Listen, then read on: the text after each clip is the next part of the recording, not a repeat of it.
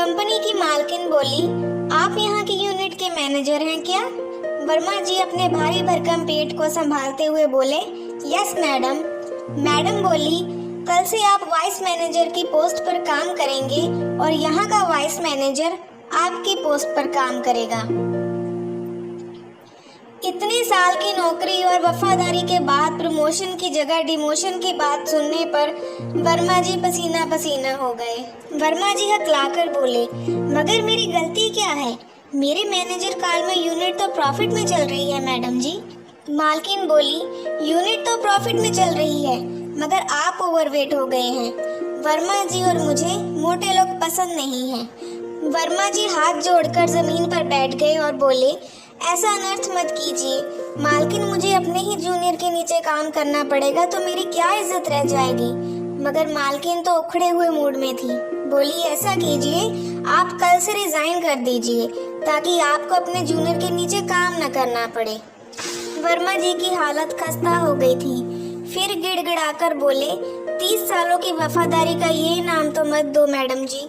मुझे जिस भी यूनिट में भेजा गया मैंने उसे लॉस से निकालकर प्रॉफिट में पहुंचाया है। आप बड़े मालिक से पूछकर देख लो। मालकिन बोली, मुझे कोई सफाई नहीं सुननी वर्मा जी। अगर आपको हमारी कंपनी में काम करना है तो ये मैनेजर की कुर्सी छोड़कर आपको वाइस मैनेजर की पोस्ट पर काम करना होगा। और अगले साल तक आपने अपना वजन कम नहीं किया तो आपका और भी डिमोशन होगा। वर्मा जी करे तो क्या करे, नौकरी नहीं छोड़ सकते थे। अगर छोड़ देते तो 10,000 रुपया महीने की नौकरी भी नहीं मिलनी थी, जबकि वहाँ तो 1 लाख रुपया महीना से ऊपर सैलरी ले रहे थे। वर्मा जी ने हार कर कंपनी के बड़े मालिक यानी मैडम के पिताजी को फोन मिलाया और रोते रोते स्थिति बताई। तब बड़े मालिक और उनकी बेटी के बीच काफी देर तक बातें हुई। अंत में मैडम जाते जाते बोली, वर्मा जी आपके पास 1 साल का टाइम है। अगर आप फिट नहीं हुए तो आपको मैनेजर की कुर्सी से हटाकर वाइस मैनेजर बना दिया जाएगा।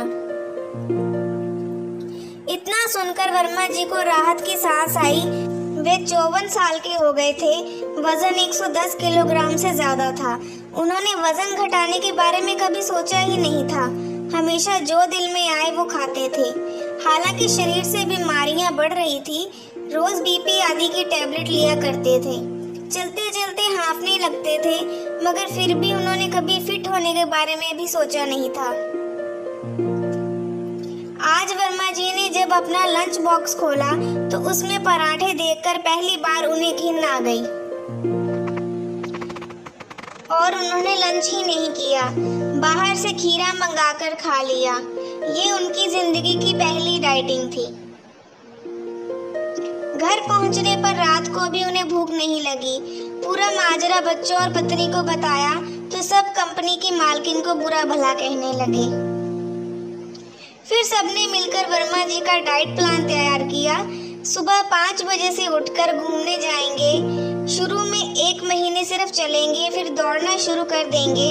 उनकी मिठाई, चाय और तेलीय चीजें एकदम से बंद कर दी गईं। सुबह नाश्ते में वर्मा जी थोड़े से दही के साथ 2 मीसी रोटी खाकर ड्यूटी पर जाएंगे।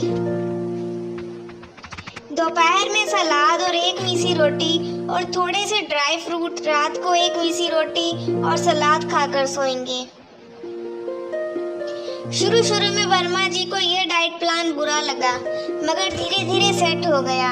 पहले महीने में ही उनका 5 किलो वजन कम हो गया। फिर दूसरे महीने से उन्होंने धीरे धीरे दौड़ना शुरू किया। पहले दिन 500 मीटर दौड़े, फिर प्रतिदिन 100 मीटर बढ़ाते रहे। एक समय ऐसा आया जब वर्मा जी रोज 4 किलोमीटर की रेस लगाने लगे और सुबह सुबह आधा लीटर दूध भी पचाने लगे। 1 वर्ष खत्म होते होते उन्होंने जिम ज्वाइन कर ली थी। अब 110 किलो के वर्मा जी 80 किलो के रह गए थे। उनकी सारी दवाइयां छूट गई। पहले वे 54 साल की उम्र में 70 साल के लगते थे, अब 45 साल के जवान लगने लगे। 1 साल बाद वर्मा जी जब मालकिन के सामने पहुंचे तो वो उन्हें देखकर आश्चर्यचकित रह गई। वर्मा जी मालकिन का शुक्रिया अदा करने लगे तो वह बोली, शुक्रिया मेरा नहीं, अपने परिवार का कीजिए। ये सब आपके बीवी बच्चों का प्लान था। मैंने सारा नाटक उनके कहने पर किया। मालकिन की ये बात सुनकर वर्मा जी मुस्कुराकर रह गए। उन्हें एहसास हो गया कि उनके बीवी बच्चे उनसे बहुत प्यार करते हैं।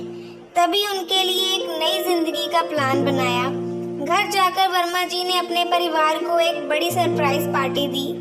कहानी का मोरल, ईश्वर ने हमारे शरीर की रचना इस तरह से की है कि खाना खाकर पूरे दिन पसीना बहाएं तब फिट रहेंगे। मगर आज की जीवन शैली में मेहनत का काम बचा ही नहीं, मगर मेहनत का काम किए बिना फिट और तंदुरुस्त रहना मुश्किल है। इसलिए मॉर्निंग वॉक या दौड़ने के लिए या जिम के या योगा के लिए समय निकालिए। बीमारियां झेलते हुए सांसें लेना कोई जिंदगी नहीं है। पशु की तरह पूरे दिन चरना बंद कीजिए, उतना ही खाइए जितनी कैलोरी आपको चाहिए। ऐसी नई नई कहानी सुनने के लिए हमारे चैनल को सब्सक्राइब करें। Thank you.